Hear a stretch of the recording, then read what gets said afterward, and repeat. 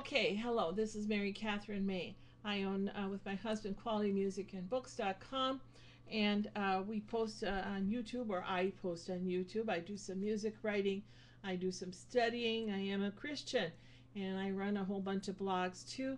We have a store where we sell books and music, collectible things, and gifts online, and then we're trying to open up our retail store again. Well, it's been a lot more work than we thought because of the circumstances of events. Well, we have 3 grown children. I'm looking down because I'm looking at my dogs down here in my lap. So, which is what I'm going to talk about. We have 3 grown children, 7 beautiful grandchildren. The oldest one is 5 years old. So we like the holy commotion, so to speak. And so what are we doing here, rambling around in our old house? We had golden retrievers, beautiful, gentle dogs. And I decided I wanted something small because we're getting almost to retirement age. And I thought, well, we would like to travel, and of course small dogs are nice for that. So we ended up getting 2 miniature dachshunds. We've had them about a year. After they were born, they came to us, and one we call Tina and one we call Nikki. They're named after 2 girls at the TV station where we do our television program through public access cable TV called The House United. And Tina and Nikki are named after the 2 young ladies that at the time when we got the dogs, were working at the station. So they're wonderful little dogs. But in the meantime, after getting Tina or Nikki or committing to that, our son decided that because they have other pets and they have 2 young children, and he and his wife are working, that we should have their dog. Well, their dog, other dog is named Zora. Zora is a smooth-haired tricolor collie. She can put in her mouth, and she's very gentle because I've seen her do this, and she doesn't bite, but she can put the miniature dachshund, the whole head, inside of her mouth when they're playing, and it is really a holy commotion here too. So before I talk about these doggy diapers, we really tried. We were researching making your own doggy diapers because we didn't know how in the world this would work. We tried doggy pads. And the doggy pads were toys. The dogs thought that they were something they should chew up and play with and run all over back and forth around the house and in the kitchen area where we have our offices and where we keep them when we're not home. So I thought, oh boy, this is just really getting tiresome. And so we were trying some doggy diapers, and so here I am to report. So before I do, I'm going to show you our dogs. And one of them, this one here, let's see if I can hold one up while I've got the other one in my lap. Here is Tina. Say hello, Tina. Say hello, Tina. Here is Tina. And Tina, as you can see, has got kind of a spotted color, a little brown and light brown, and she's quite a lovely little dog. There's Tina. And I'm going to put Tina down. And here comes Sister Nikki. And Nikki is a beautiful, sleek mink black. Here we go. Say hello, Nikki. Say hello, Nikki. And Nina has this beautiful caramel tones in different places on her neck and stuff, and you can see. And this is our harness for when we take them for a walk. And so it's their bedtime. They're getting pretty tired, and they like to sleep a lot. All right, so down they go. If you hear any barking, it's because Tina and Nikki have decided that they should announce to the world that the dogs next door are out playing, and they are not. So what we did was, the first place we went was, we thought, oh hey, this is really cool. Here's a dog diaper for no sew for a little dog, and you can go to this site, No Sew Tiny Dog Diaper Pattern. I'm not going to tell you who it is because I really don't want to offend them, but it didn't work. So here is the doggy diaper pattern that you can cut out, and then of course what you would do is adjust if you had a bigger dog. But our dogs are so little, 10 pounds, that this should have worked. So what you do is you cut this thing out, and then you take here it is, okay, and then you take a pad, like a sanitary pad or female sanitary napkin of some sort, and you're going to put it in here to catch the absorbency. And you actually make these out of the, here we go, out of the doggy pads that they're supposed to pee on when they're in the house, use this for their toilet. Well, the dog pad didn't work, and neither did the diaper made out of it. So anyways, you cut this thing out of the pad, or out of the doggy pad, and then you put on the dog, and you tape the back together here like this. This is the back end of the dog. There's for the tail. See, the tail's supposed to come out here like this. And then once you get that on, and then you bring these around the legs. All right, and then you bring this around the legs, and there is the doggy diaper. So you need 3 really strong pieces of tape. Okay, well, getting it on the dog is the first challenge because, of course, dogs don't want this. And our dogs were actually amazingly silent considering how much they like to bark when they hear any drop of a hat or a pin or smell food. And but they were amazingly silent while the two of us, it took 2 of us to put this thing on in order to get it on.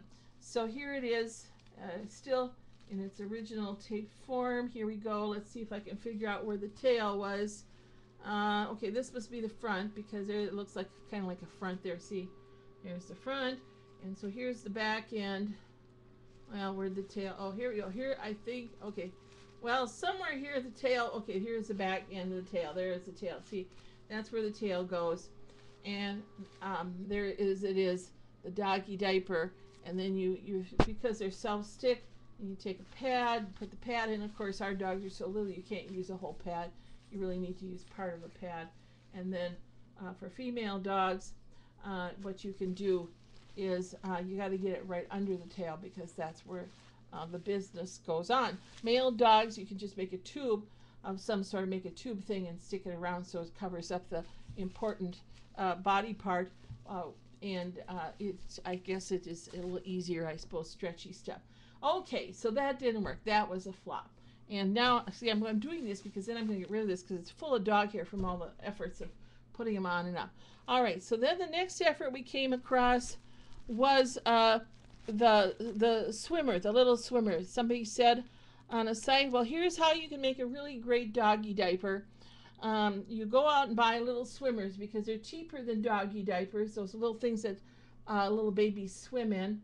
I don't know why, I'm supposed to make sure, but if the little swimmer, frankly, you put your kid in the little swimmer and you put them out and they go in their little swimmers, you have to take them out of the water anyways because you don't want to get that in the water and yuck. So anyhow, training pants, I don't know why you got to buy little swimmers because I'll tell you thick training pants work just as well as a little swimmer.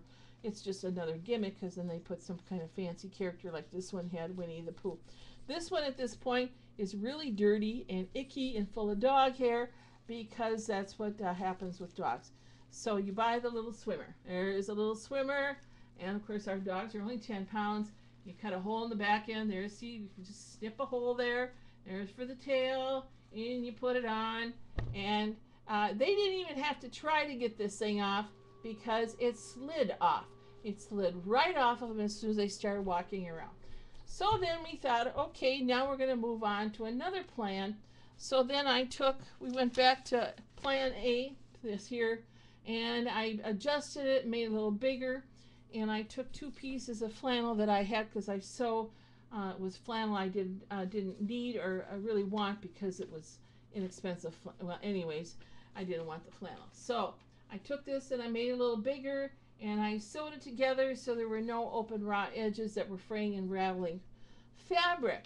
And we tried this again, this time with Velcro that I sewed. I meant to the effort. I sewed all the way around. There were no open areas, nothing. Sewed it together and put the Velcro on there to hold it on and put the pad back in. Where'd my pad go?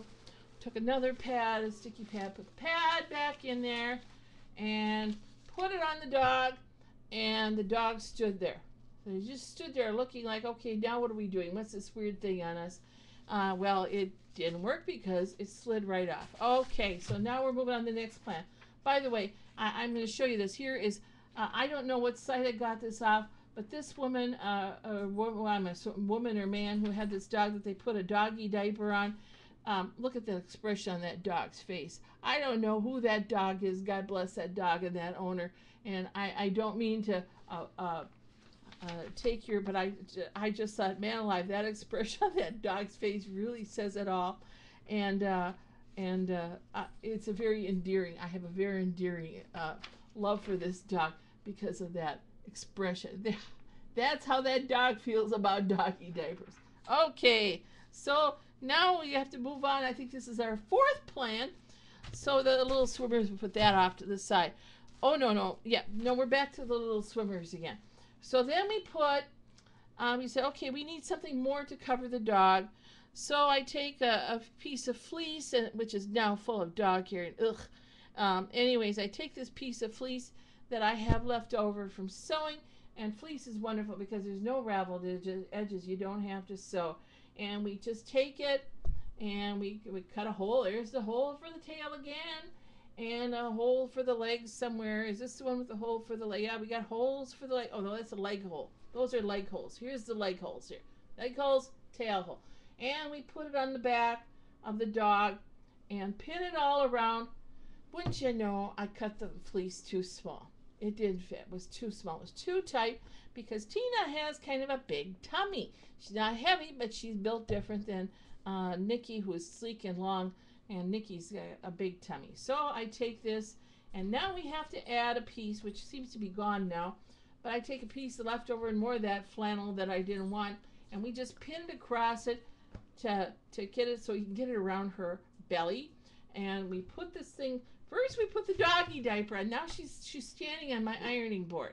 We're standing on the ironing board, these dogs, and we put this thing, we tried laying him down, standing him up, and then my husband Rick, his hands were in the way, but he had to hold on to the dog because we didn't want the dog to fall off the ironing board. So we get the little swimmer on, and then we put this thing on, and wouldn't you know, that fell off too. That fell off too. It didn't last very long. And I said, oh, Rick, this is going to be so wonderful because then they can have the run of the house all the time. We don't have to worry about if they're doing something somewhere. Well, didn't work.